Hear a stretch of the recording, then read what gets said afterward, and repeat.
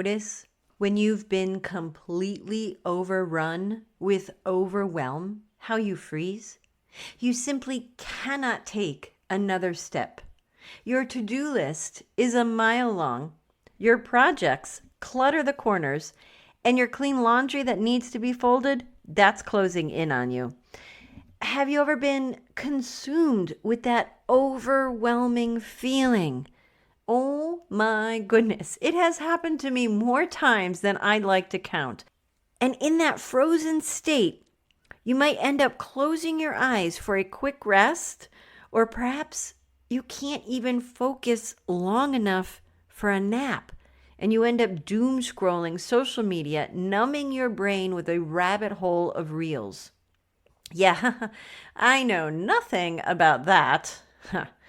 Well, then, my friend, let's give you some tools to help you focus and organize yourself so you can avoid all-consuming stress.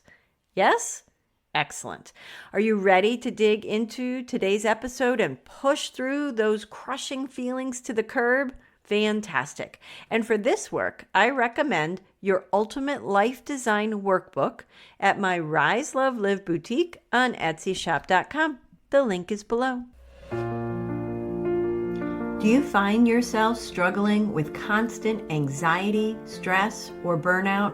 Maybe you're navigating through overwhelming waves of sadness or darkness. Has someone allowed you to believe that you're unworthy? Well then, we're here to debunk those beliefs and help you to overcome them. Hello, my friend, and welcome to the Radiance from Within podcast, guiding Christian women to build their confidence and self-worth. My name is Heidi, and I'm so excited to have you here.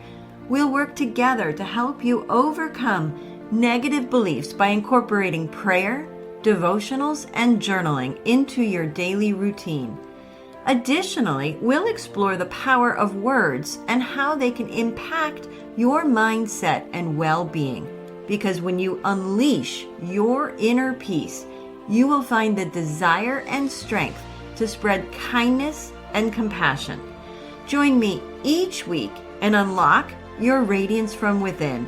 Discover your power and strength and embark on a journey of self-discovery and empowerment.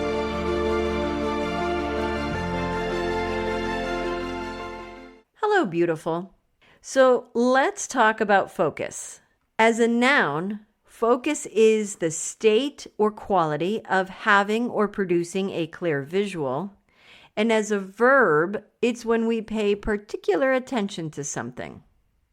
Truth bomb, often I have so many ideas, so many shiny objects, and I get consumed with distractions. So much so that I spin myself silly. Oh no, I need to grow my podcast. No, wait, over here, I need to grow my Etsy store. Nope, over there in the corner, I need to post on social media. But wait, there's more. All of it is just so crazy overpowering, to say the least. Sometimes I feel like I'm just throwing spaghetti at the wall. You've been there, I bet, right? And just before it becomes too much, in my quiet time of the morning, meditating, journaling, and praying, I'm given a gift of clarity. I get a clear vision of where I need to go and how I need to focus again. I must prioritize what's currently on my plate. I recognize, again, that I need to hold close to my heart that we should seek progress, not perfection. So let's get you there, shall we? And as we begin this journey, I want to point out something important to wrap your mind around. The end of the year is a great time to regain our focus.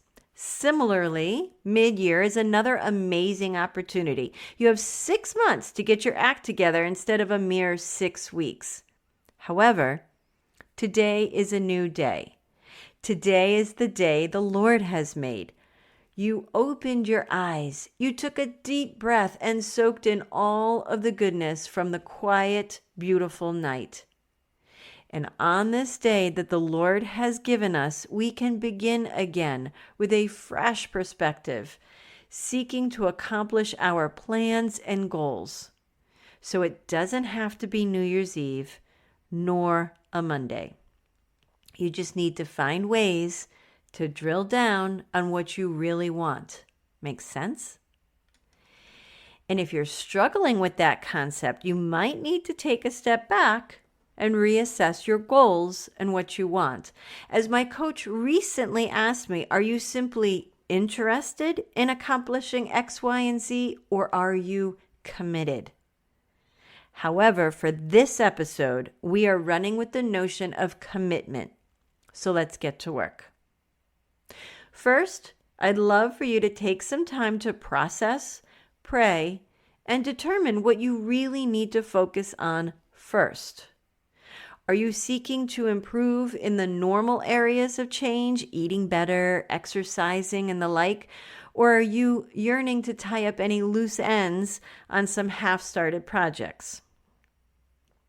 So when you're struggling to focus on a particular task or perhaps a larger project, once you decide on the tasks and timeline, the first essential ingredient in our equation is consistency. I have struggled for years with a consistent morning routine, and to help me with that, I have been nurtured and nudged to push my mindset. I know that when I get up at 5:30 a.m. most mornings and tick off the beautiful things on my morning routine to-do list, I will begin my day feeling amazing. My cup is full, and I am able to pour inspiration into yours. So the first step on your mental to-do list is to recognize that consistency and mindset are critical to your success. So let's begin with our mindset. There are a multitude of things that we can do that affect and will help our mindset. But for today, we want to find ways to push overwhelm to the curb. That said, let's begin with decluttering. One of the things you notice when you start decluttering is how much of the clutter in your house reflects the clutter in your mind. If you're hanging on to clothes that don't fit, the out-of decor your aunt gave you, or the treadmill that's gathering dust in the corner, you don't just have a problem with too much stuff. You have a problem letting go. Chances are you're also hanging on to a whole bunch of bad feelings, ill-founded assumptions, old grievances, and future worries. If it feels good to declutter your house, it feels even better to declutter your mind. And let's walk through some tips to open that space in your mind. Begin with meditation. And remember, you don't need to do the full sitting on a cushion in a darkened room thing to benefit from meditation.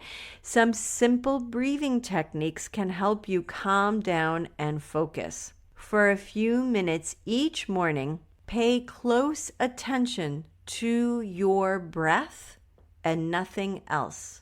If your mind wanders or gets back into the worrying groove, put that thought aside. Let it float away on a cloud and then come back and focus on your breath. Next, write it down. It will help you to write down anything and everything that's on your mind. Once you've written down all your worries, you can prioritize them and devise a plan to address them. This is also the perfect opportunity to identify what's essential and what isn't. When you can see what's important, you can focus your energy and free up some of that mental space. Stay in the present moment. Brooding over the past and worrying about the future takes up a ton of space in our minds and achieves precisely nothing. Let go of regret over past mistakes or resentment of past slights and move on. Keep your focus on what you can influence right here, right now. Another essential action is to do one thing at a time. Multitasking is not only overrated, it's very inefficient, and it actually leads to greater anxiety. In case you haven't noticed, you never do anything properly while multitasking. Focus on doing things methodically and thoroughly. As you finish one task, move on to the next. Seek control of the incoming data. So often we hear of folks being able and available 24/7, and the news cycle is 24 hours, but that's simply unhealthy. Only one person can control that influx of info coming at you, and that's you, my friend. You can choose to switch off your computer, phone, and TV to control the amount of data your brain is trying to process. So as you can see, decluttering your mind will pay off in all sorts of ways you hadn't imagined. You will be more productive, less stressed, and more motivated. All things that you need to remain focused. Oprah Winfrey reminds us that the key to realizing a dream is to focus not on success, but on the significance of your actions. By doing so, even the small steps and little victories along your path will take on greater meaning. So celebrate those victories, all of them, especially the small ones. Philippians 4:8 tells us, brothers and sisters, continue to think about what is good and worthy. Think about what is true and honorable, what is right, pure, beautiful, and respected. Dear Lord, thank you for helping and guiding us each and every day. Thank you for your patience as I figure out the tasks I need to do, the work that I need to focus on, and where and how I can make a difference in this world. Help us muddle through the chaos. Help us to see where you want us to go. I know you only want the best for me, and I thank you for all the blessings you have already given me. I pray for focus and calm in the sea of overwhelm. We lift this up in Jesus' name. Amen. Now, go and conquer the world and begin by quieting your mind first. Yes? Fantastic. Remember to grab your life design workbook on my Etsy shop. And until we meet again, beautiful, I believe in you. Now, it's your turn. Thank you for joining me on today's podcast. But before you go, a simple request. If this podcast has made a difference in your life, please leave a review where you listen and share this episode with someone who could use a little light today. Knowing my show has impacted your life brings me so much joy. Remember to explore my Etsy boutique to discover the workbook you need most this month. And until next time, my friend, ignite inspiration, spread hope, and dance with faith.